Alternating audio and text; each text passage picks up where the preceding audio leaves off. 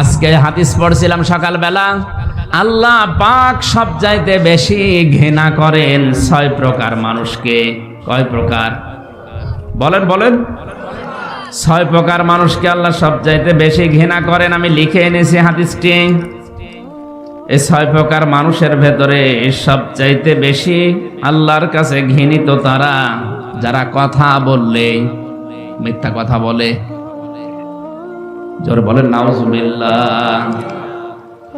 আল্লাহর কাছে সবচাইতে বড় ঘৃণিত তারা যারা কথা বললেই মিথ্যা কথা বলে। সুতরাং মিথ্যা কথা যারা বলেন এটা এই মুহূর্তে বন্ধ করা লাগবে। আল্লাহর কাছে সবচাইতে বড় ঘৃণিত এবং এই 6 প্রকার মানুষের উপরে আল্লাহ নিজে লানত দেয় সব সময়। একটু ভালো করে হাদিসটা খেয়াল করেন, তিরমিজি শরীফের হাদিস।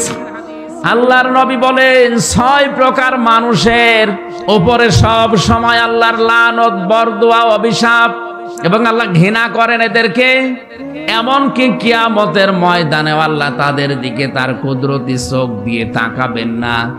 তিনি যে তার বান্দা বান্দি ছিলেন ওই দিকে কোনোদিন তার মুখ দিয়ে উচ্চারণও করবেন না। যদিও কথাগুলো ছোট ছোট, কিন্তু ভালো করে মেলান আমার জীবনে আছে কিনা। 1 নম্বরে যারা দান করে খোটা দেয়। কথা বুঝতেছেন?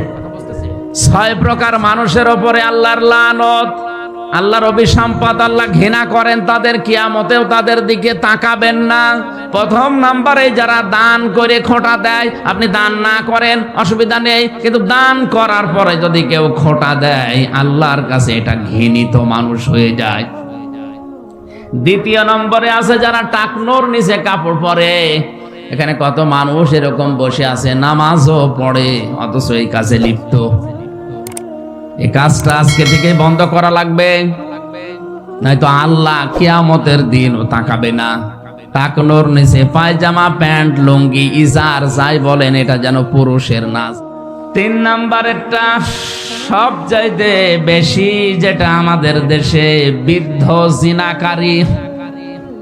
আজ কক্সবাজার থেকে শুরু করে পর্যটক এলাকা সহ ঢাকা সহ বিভিন্ন জায়গায় বুড়ো জেনাখোর বেড়ে গেছে।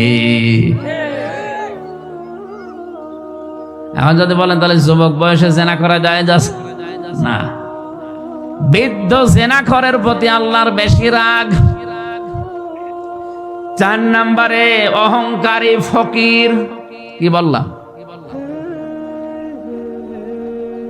3 নাম্বার যেটা বলেছিলাম এটার বাস্তবতা তাকাবেন।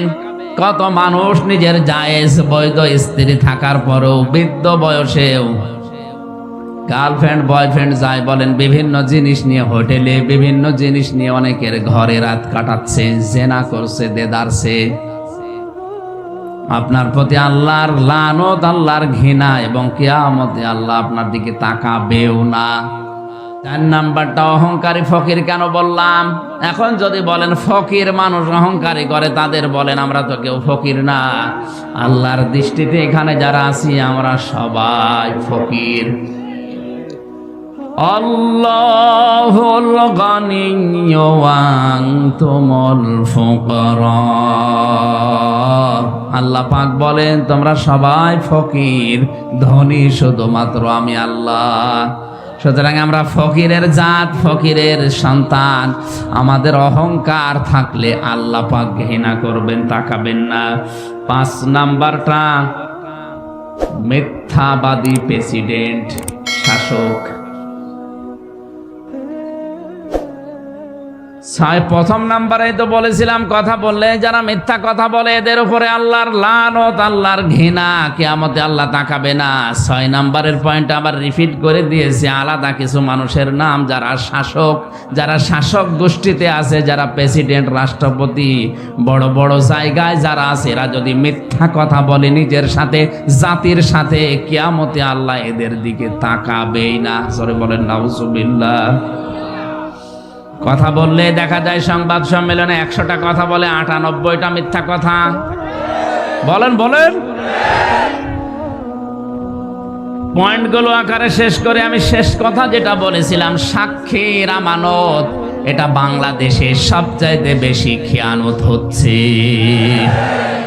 আমার এই 2টা মামলা দিয়ে 3 বছর আটকিয়ে যারা সাক্ষী দিল, একটা কথাও সত্য না, সব মিথ্যা কথা। যারা আমার বিরুদ্ধে সাক্ষী দিয়েছে, যতগুলো সাক্ষী মামলা এখনো চলছে, বলেন তো এই মানুষগুলো নাকি জানিয়েছে আমি উগ্রবাদী কথা বলি? আমার কথা শুনে সংসদ ভাঙতে গেছে একটা ছেলে। আমি বললাম কই দেখান তো বক্তব্যটা, সেটা নেই। তাহলে আপনি সাক্ষী দিলেন কি? আজ মিথ্যা সাক্ষ্য দেওয়ার কারণে কত মানুষ 20 বছর, 25 বছর, 45 বছর জেলে পড়ে আছে বিনা কারণে, কিচ্ছু জানে না। 100 জনের কমপক্ষে 70 জন মানুষ তো বিনা কারণে জেলে আছেই। আমি এই 3 বছরে যেটা দেখেছি, হ্যাঁ 30 ভাগ অপরাধী আছে, এটা আমিও মানি, কিন্তু 70 জনই বিনা কারণে কিছুই জানে না। হয়তো অন্যের পাশের বাড়ির সাথে রাগ আছে, একটা মেয়ে ছেলে দিয়ে তার উপরে দোষ চাপিয়ে ধর্ষণ মামলা দিয়ে 30 বছর জেল দিয়ে দিল। বলে তো একটা মানুষ 30 বছর যদি জেলে থাকে, তার বাইরে আর কিছু থাকে? তার দুনিয়াটা ধ্বংস করে দিলেন। মিথ্যা সাক্ষ্যর ব্যাপারে কোরআন এবং হাদিসে যত আয়াত আমি পড়েছি, আশ্চর্য লাগে। মিথ্যা সাক্ষী এত ভয়ঙ্কর, এটা দুনিয়াতে যারা মিথ্যা সাক্ষ্য দেবে, কিয়ামতের দিন আল্লাহ পাক হাজার হাজার সাক্ষী তার বিরুদ্ধে জোগাড় করবেন। আর যারা মিথ্যা সাক্ষ্য দিয়ে অনেক মানুষকে ধরিয়ে দিচ্ছেন, অনেক মানুষকে জেলের ভেতরে রেখে দিয়েছেন, তারা থামেন, আপনার কপাল কিন্তু সামনে পুড়ে গেছে। শেষ কথা ছিল, এই সমস্ত জায়গার আমানত, এই মেম্বারগুলো, এই মঞ্চগুলো, মসজিদ থেকে শুরু করে বিভিন্ন যে মঞ্চগুলো তৈরি হয়, মেম্বারগুলো তৈরি হয়, এখানের আমানত, এই আমানতগুলোর দায়িত্ব আমাদের পালন করা দরকার। আমাদেরকে আমানতগুলো পালন করতে দেন। যারা পালন করতে দেন না, তারা আল্লাহর ভাষায় বিশ্বাসঘাতক হিসাবে পরিণত হবেন। আমাদের অন্তত বলতে দিন যে কথাগুলো সঠিক, কোরআন এবং হাদিস থেকে। এই মেম্বারে, এই মঞ্চে দাঁড়িয়ে যেন জনগণকে বলতে পারি, এই কথাগুলো বলার মতো পরিবেশ সৃষ্টি করে দিন। আপনি আরো বাধা দিয়ে বন্ধ করে দিচ্ছেন।